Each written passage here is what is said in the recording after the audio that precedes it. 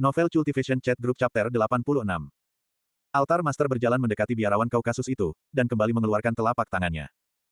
Asalkan jiwa orang asing sialan ini tertelan, itu akan cukup bagi Suffering Spirit untuk pulih dari kondisi lemahnya.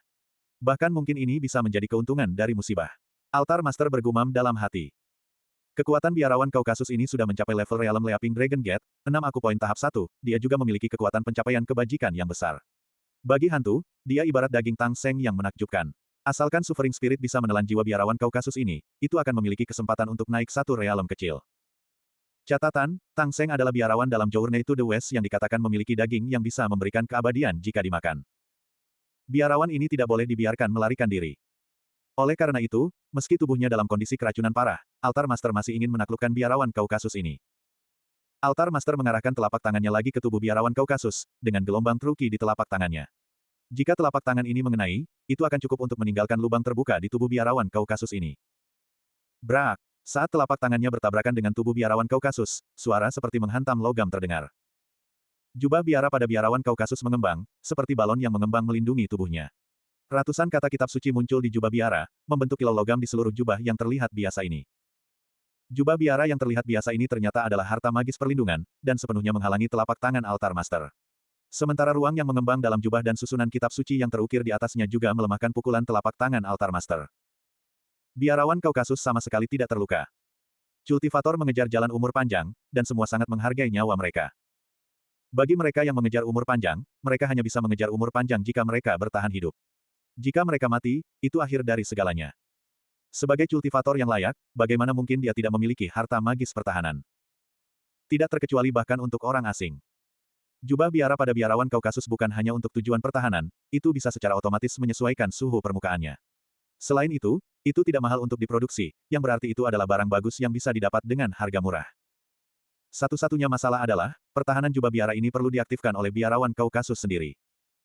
Oleh karena itu, ketika biarawan Kaukasus menerima serangan menyelinap dari Altar Master sebelumnya, pertahanan jubah biara tidak diaktifkan, karena biarawan itu tidak mampu bereaksi terhadapnya.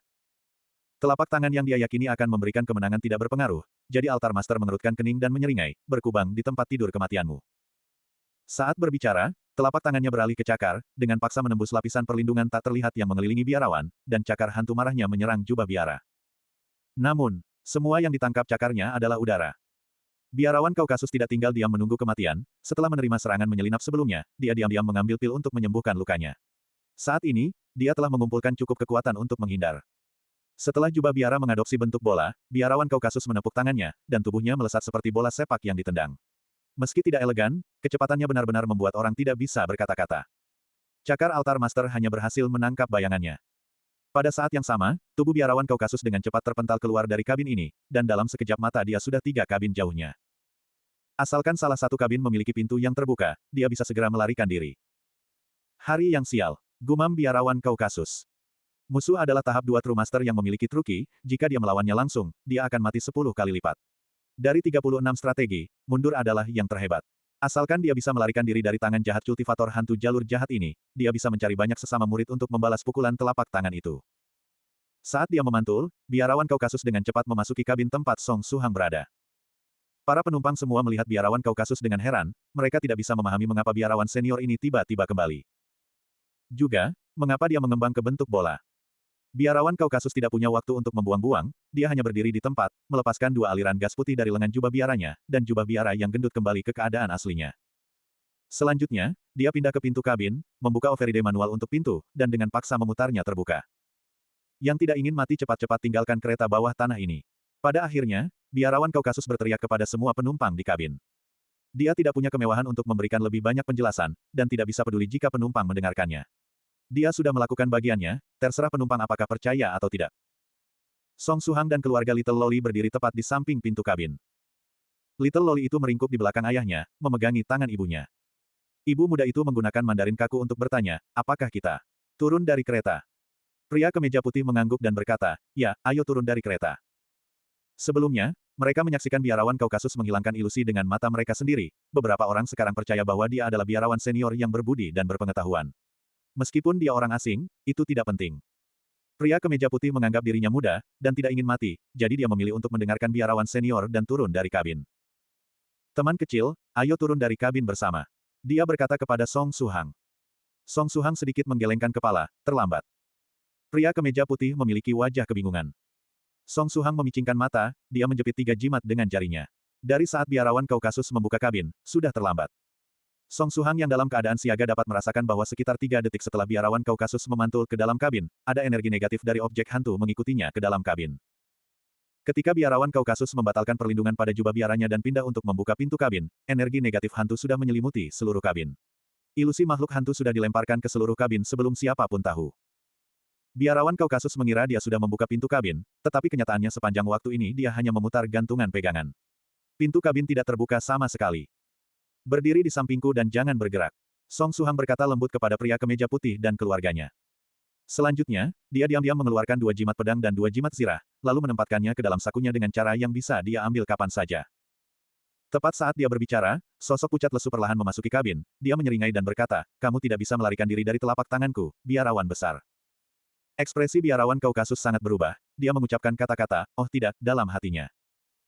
Dia mengulurkan tangannya ke arah pintu kabin yang sudah terbuka, dari pandangannya, pintu kabin sudah terbuka, rel kereta bawah tanah ada di luar. Namun, yang dia rasakan adalah dinding kabin yang dingin. Ini buruk, aku terjebak dalam ilusi. Apakah kamu masih ingin melarikan diri? Masih ada banyak kabin di belakang, kamu bisa terus melarikan diri, aku tidak terburu-buru. Altar Master tersenyum sinis, dan menjentikkan jarinya. 4 hantu marah muncul dari tangannya, menghancurkan semua peralatan pemantauan di kabin. Selanjutnya, setengah tubuh Ghost General Suffering Spirit memasuki kabin. Ilusi di kabin sudah dipasang sejak lama, dan itu menyelimuti semua penumpang. Para penumpang menunjukkan ekspresi ngeri, mereka mulai pingsan, dan jatuh ke tanah satu persatu. Sial, biarawan Kaukasus berteriak marah, dia tidak bisa melarikan diri lagi. Jubah biara besarnya bergetar, dan sebuah vajra pesel meluncur keluar darinya, jatuh ke tangannya. Sampai mati. Bahkan jika dia akan mati, dia ingin membuat orang ini bekerja keras untuk itu. Pada saat ini, penumpang di sekitarnya jatuh satu persatu. Ayah berkemeja putih, ibu muda dan Little Loli mengenakan ekspresi ngeri saat mereka pingsan. Para penumpang menerima segala jenis penyiksaan menakutkan dalam ilusi, membentuk teror murni, ketakutan dan energi negatif lainnya. Jika ini berlanjut, Ghost General Suffering Spirit musuh akan menyerap lebih banyak energi negatif, dan menjadi bahkan lebih kuat. Sementara luka pada tubuhnya akan membuat segalanya semakin tidak menguntungkan seiring waktu. Ini adalah pertahanan terakhir, jika dia masih tidak memilih untuk bertarung sampai mati, dia tidak akan memiliki kesempatan lagi. Biarawan Kaukasus mengambil napas dalam-dalam, kidan darah dari 4 akupoinnya, yaitu mata, hidung, telinga dan mulut bersama dengan akupoin hati bergema secara sinkron. Dia menggunakan kidan darah dalam tubuhnya untuk sementara menekan luka di punggungnya, memegang vajra pesel dengan kedua tangan, dan mengambil satu langkah ke depan, mengangkat auranya ke batas. Dia sudah menghitung, dia hanya memiliki cukup kekuatan untuk 1 atau 2 pukulan.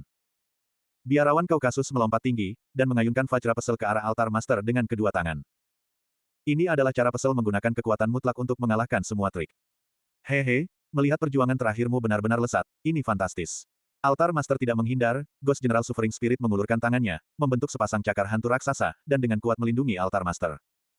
Ketika vajra pesel biarawan Kaukasus menghantam cakar hantu raksasa, yang ditinggalkannya hanyalah sebaris percikan api.